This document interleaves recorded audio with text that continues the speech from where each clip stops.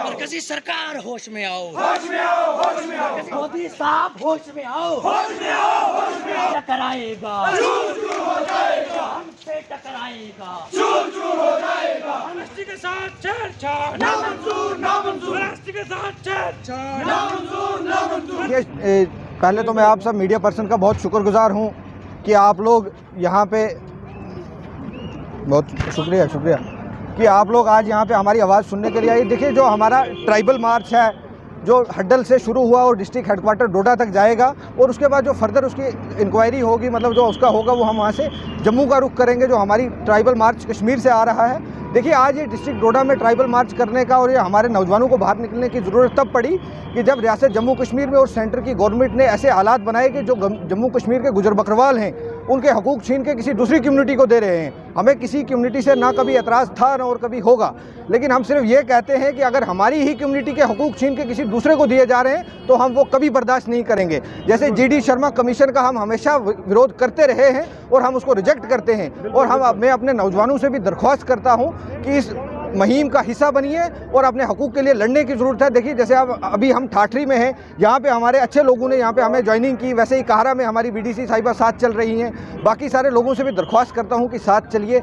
ये नौजवानों का मसला है, ये आने वाली नस्लों का मसला है, ये किसी एक फ़र्द का मसला नहीं है। इसलिए मैं आपके माध्यम से सब नौजवानों से दरख्वास्त करता हूँ कि हमारे साथ जुड़िए, और इंडियन गवर्नमेंट को वाज़िह तौर पर कह देना चाहता हूँ कि अगर जम्मू कश्मीर की गुजर आबादी के साथ आपने छेड़छाड़ की, अगर आप 12 लाख की कम्युनिटी को खुश करने के लिए 35 लाख कम्युनिटी को नाराज़ कर रहे हो, तो मुझे लगता है कि वो 35 लाख आबादी खुद फैसला करेगी कि हमने किसको रियासत का चीफ मिनिस्टर बनाना है और किसको हटाना है। बहुत बहुत शुक्रिया। अस्सलाम वालेकुम, आदाब। I am Fatima Farooq, BDC chairperson block खारा।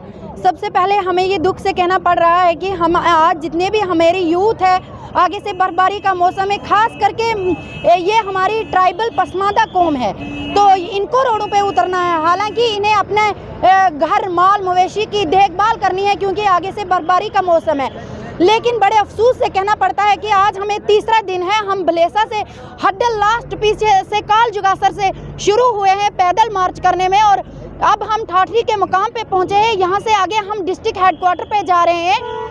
तो मैं यहाँ से प्रधानमंत्री जी को और होम मिनिस्टर को ये मैसेज देना चाहूँगी कि आप ने अभी शायद ये कम लोग देखे हैं, कम मेरी यंग यूथ देखी है, लेकिन आने वाले समय में अगर हमारी ST के साथ छेड़छाड़ हुई, जो वो हमारी ST का है वो कोविड-19 में प्रोपगंडा बना हुआ है, हम उसे कोई भी कमीशन का फैसला नहीं देते हैं क्योंकि वो प्रोपगंडा है। उन्होंने ग्राउंड लेवल पे कोई भी नहीं देखा। एक तरफ से हमारी 12,000 लाख अगर ट्राइबल को पहाड़ी लोग हैं और एक साइड 36 लाख हमारी ट्राइबल कम्युनिटी के लोग हैं, तो अगर वो ऐसा फैसला करते हैं अपनी वोट बैंकिंग के लिए, तो मैं यहाँ से कहना चाहूँगी कि अगर 36 लाख लोगों ने एक तरफ पलटा खाया तो आपकी हुकूमत भी पलट जाएगी। लिहाजा आपको अगर अपनी सीट बचानी है, अपनी चेयर्स बचानी है, तो आप ट्राइबल कम्युनिटी के साथ ये खिलवाड़ ना किया जाए। लिहाजा मेरी तमाम बहनें जितनी भी सुन रही हैं, तो मैं उनसे ये अपील करती हूँ कि हमारी रात में आज डिस्ट्रिक्ट हेडक्वार्टर में कैंडल मार्च है, तो मैं आपसे अपील करती हूँ कि आप भी वहाँ पे पार्टिसिपेट कीजिए। इन्हीं अल्फाजों से मैं रुखसत चाहती हूँ। आप मारो आज जो पैदल चलन को मसलो है, गुजर अडल मनो कोटा प्लेस से जिन्ना भी लोग आया भी हैं, हम ठाठरी का लोग हाँ, हम भी निकल गया भी हैं। हमारी एक ही रिक्वेस्ट है कि जब अमित शाह पुंछ में आए थे, उसने क्यों थो कि ST नाल कोई छेड़छाड़ नहीं होगी, और हमारा अरुण चौधरी साहब जरा स्टेट प्रेसिडेंट BJP का ST का है, और हमारा राफ्ता उनका नाल थो कि जनाब के फैसला हो, उन्हें क्यों ST नाल कोई छेड़छाड़ नहीं। फिर आज एक हफ्ता के बाद ST नाल छेड़छाड़ क्यों है? क्यों हमारा हक लिया करें?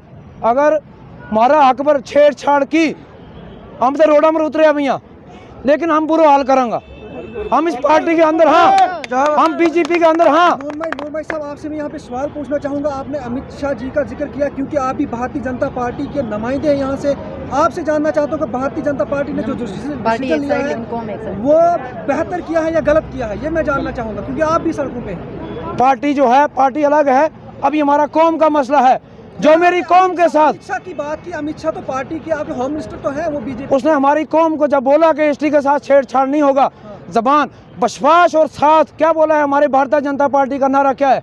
साथ और बशवास, सबका विकास। तो ये आपका साथ दे रही है? ये कहाँ विकास, हमारा कहाँ साथ हुआ? नहीं, कहाँ पे हमारा साथ हुआ? एक हफ्ते के अंदर हमें टरका के उधर से जो हमारे रविंद्र राणा जी पहाड़ियों को हाथ डाल रहे हैं और उधर से उनसे क्या बोलते हैं अपने गले में हाथ डलवा रहे हैं कि आपका जी आपको स्टेट एसटी का दिया गया। हम मरते दम तक ऐसा नहीं होने देंगे और दोबारा ऐसा अगर किया किसी ने तो आज तो हम मुक्तसर नौजवान पार्टी निकली है, अभी हमारे जो घरों में बैठे हैं हम सब निकलेंगे।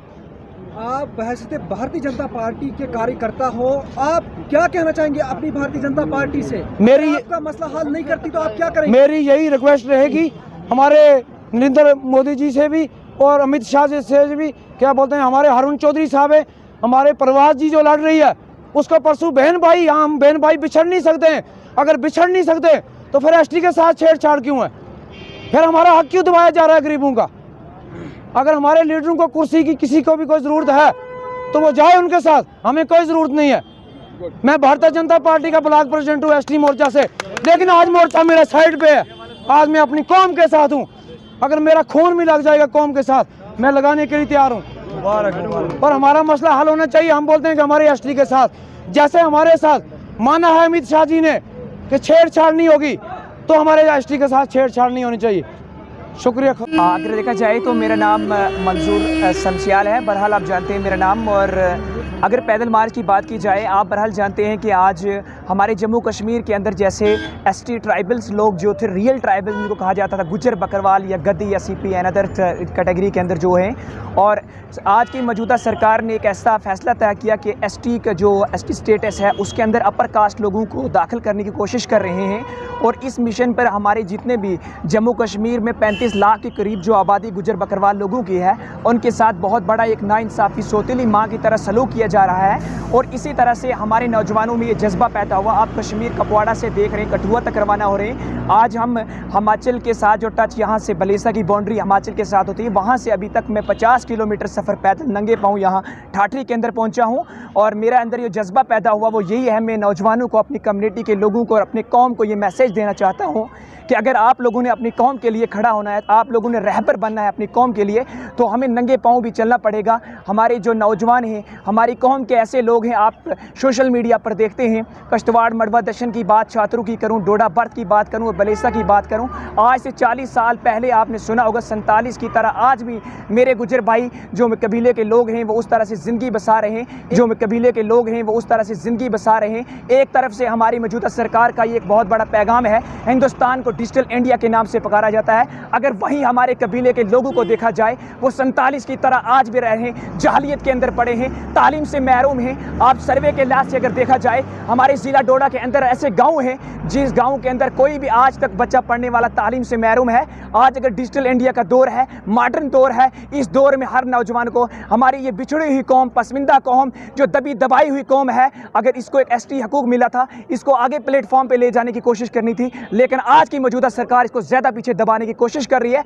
हम नौजवानों ने ये एक मिशन किरदार किया कि हम अपने हक के लिए, अपने राइट के लिए आज इस मौसम के अंदर, नवंबर के अगर देखा जाए आज 15 तारीख है, दिसंबर का महीना है, आप देख रहे हैं इसके अंदर भी हम बर्फबारी और बारिश में कल अभी तक 50 किलोमीटर सफ़र तय कर नंगे पाँव यहाँ आए। अगर आप देखेंगे हमारे जज्बे के अंदर अगर देखा जाए तो हमारे पाँव के अंदर एक दाग भी नहीं है, क्योंकि जब इंसान अपनी कौम के लिए और दिल का इरादा लेकर चलता है तो बहुत बड़ा किरदार होता है।